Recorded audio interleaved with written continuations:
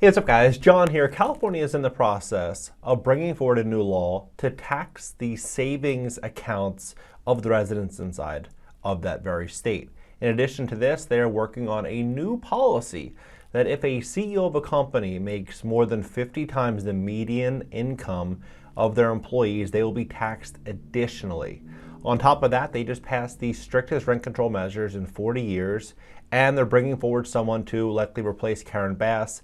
They call her the Mamdani of California.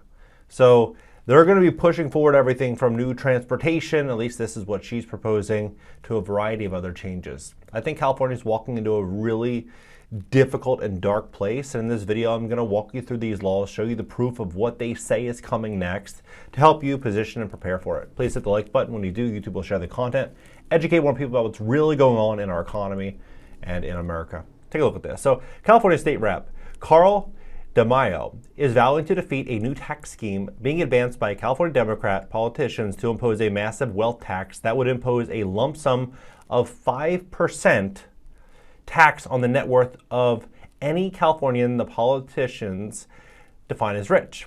DeMaio says the proposal is a savings tax that would tax your savings account, retirement account, and even the value of your home. If enacted, California would become the first state in the nation to impose this tax on top of income tax, sales tax, gas tax, property tax, death tax, etc.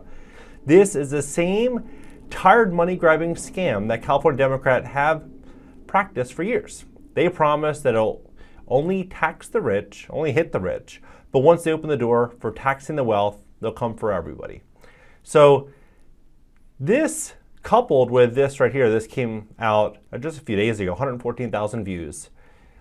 And what this says here is that Los Angeles city business tax on employers with 300 plus employees, if the highest paid employee receives compensation 50 times greater than the median compensation of Los Angeles-based employees.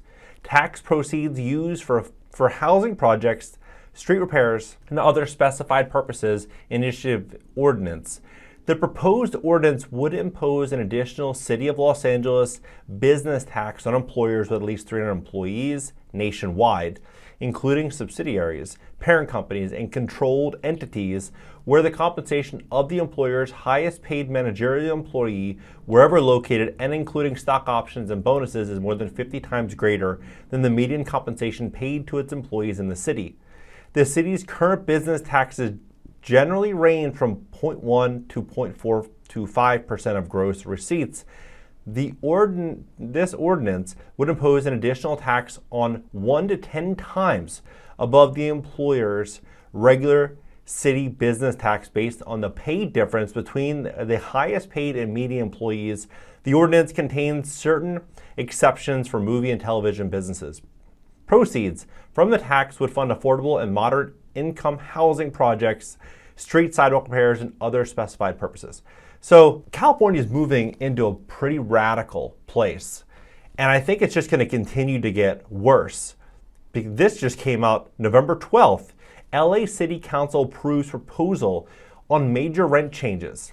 Los Angeles, the LA City Council approved an update to the rent stabilization ordinance using a new formula that will set allowable increases to roughly 650,000 units at 4% and impose additional charges for electricity and gas, the most substantive changes to the policy in more than 4 decades. In a 12-2 vote following 2 hours of discussion, the council instructed the city attorney to draft an amendment to the RSO to codify the changes. The final version differs from the option endorsed by the Housing and Homelessness Committee, which called for a 0% floor and 3% ceiling on annual rent hikes for building regulated by RSO. So when you're talking about a 1, 2, 3, 4% rent increase and property taxes just continue to soar, I mean, property tax alone increased 4.85%. 4.85%. So taxes are allowed to increase at a higher rate than rents. In addition, you have property insurance. Property insurance costs in Los Angeles have seen a significant increase since 2024, with some reports projecting an additional 21% increase. So you have property taxes going up, you have insurance going up, and you have stricter rent control measures, making it more difficult for landlords to navigate that environment. You're going to see a lot more motivated sellers coming. Then you couple in if this lady wins right here. Because what she says and what a lot of people are saying is that this is offering voters an option to the left of Mayor Karen Bass and potentially complicating prospects for Bass. So if you thought Karen Bass was to the left, this lady is much more. She's talking about doing things such as free transit. For example, we're going to make transit free, safe, and fast. We're going to make sure that wages and work are dignified. And what she's really fighting for is housing. Housing advocate Ray Huang has entered the 2026 Los Angeles mayor race. Housing advocate that says that she's going to run for a progressive voice that has been shaping the matchup between Karen Bass and former LAUSD Superintendent Huang, Deputy Director of Housing, now California, as an ordained Presbyterian minister, enters the race on a platform that calls for housing for all, fast and free buses, stronger worker protections, and public safety approach focused on the prevention and care. So just imagine what this means. Business owners are being hit in a pretty hard way. They're going after savings rates. Potentially that goes in. We'll see. At this point, I don't put anything past California. And now they're going for the landlords. So I believe what we're likely going to see is a further exodus inside of California. They've already lost a lot of great companies, a lot of great businesses, a lot of great people. And I think as they continue to move forward in this direction, they're going to have no one left to tax. Half of the income from tax revenue is coming from the 1%. When they're going after their property, they're going after their businesses. Why would they stay? Would you stay in California? I don't think you would. If you had a big company, 2, 3, 4, 500 employees, or really big ambitions, you'd probably look at California not as your ally, but as your enemy that's there to destroy your goals. I mean, it says right here, the campaign's not about me. The 43-year-old Huang said Sunday afternoon at Arts District's Brewing Company in downtown LA, it's about us, all of us, all Angelinos. It's about the future that we will and must build together this new season for our city. In this new season, we're going to make housing affordable for all. So they're going to make housing affordable for all, but they're going to let insurance go up 21% in a single year. So what does this mean?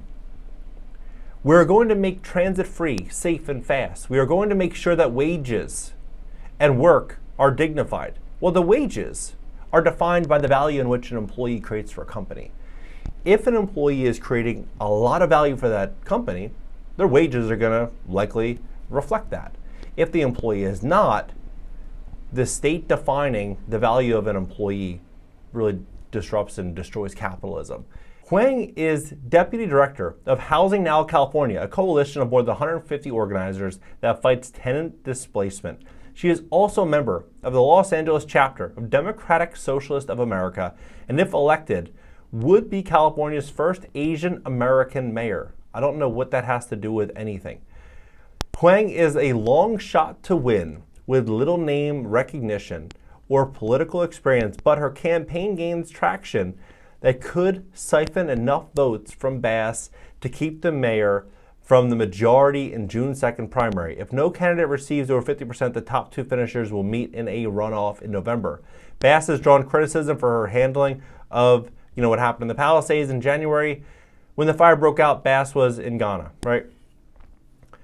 Bass has drawn criticism for not doing enough to address high housing costs. I mean, one way to address high housing costs would be to partner up with developers, real estate investors, to build more housing stock and not penalize people for offering housing solutions. There's so many vacant apartments in LA because it doesn't pencil to renovate them. They're locked inside of a very challenging climate, and so many people are just leaving their units vacant, saying, you know what, I'd rather not have the hassle and headache. It's not worth it. If they were to change this, even in a small degree, signal some kind of hope to landlords and investors, you could bet that there'd be a lot more people building in LA. Look at Nashville, look at Atlanta, look at Austin. These markets saw a boom of construction. Why? Well, because it favored investors. It offered a climate that benefited investors to build. And now you're seeing a place like Austin, rents are down 20%. So if you want to increase affordable housing, partner with these investors, partner with these developers. Don't try to seize the only available housing stock and saying that the only solution here is for us to issue more control over these property owners. But at the end of the day, is this really about providing affordable housing, or is this about a takeover of property? Because in California right now, it looks like it's about a takeover of property. But I'm curious what you think. Do you think we're going to move into a direction where they are going to tax business owners with more than 300 employees? Additionally, you think they are going to tax what is inside of a savings account? Do you think these rent control measures are going to continue to grow? The fact that she is proposing similar policies as what's being now implemented in New York City makes you wonder if New York City and California are going to really change everything that we know about America. Because once you have these two major anchor cities like LA and New York City moving this direction, you can bet that Chicago, Philadelphia, and other cities will soon follow. Let's have a conversation about this. Love to hear your opinion about it. I'll catch you next video.